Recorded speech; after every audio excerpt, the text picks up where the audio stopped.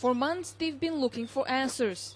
More than a year since the conflict between Russia and Georgia, the European Union has finally concluded its independent investigation into who started the war. The 1,200-page report says it was Georgia who fired the first shot. The Russian response: "We told you so." It says squarely that it was the Georgian massive shelling. But Georgia's ambassador to the EU called it a matter of interpretation. I don't think that Georgia has ever denied that the government took an action to protect the citizens. If we ask maybe parents of hundreds of young men and women and children who have been dying in those regions, maybe for them it was too late. Hundreds of civilians died during the war, and many more were injured. Tens of thousands lost their homes.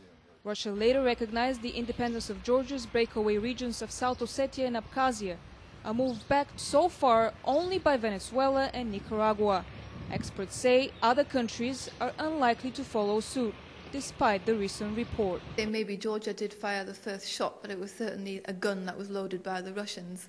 And quite honestly, I doubt whether there's going to be very many other countries who are going to be very keen to recognize South Ossetia and Abkhazia. Much has changed since the war. Relations between Russia and the West have significantly improved.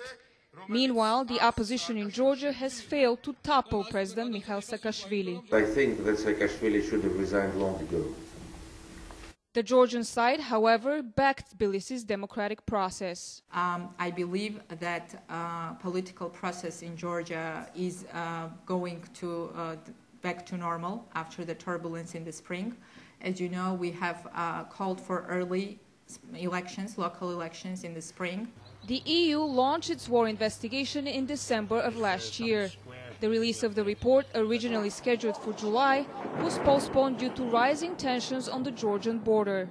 But as for the stability of the region, I mean, let's say that is not going to be achieved by what's in a report. This is something that's only going to be achieved by political decisions and political will from all parties involved. This week, as the international community anticipated the release of the report, EU monitors stepped up patrols in Georgia.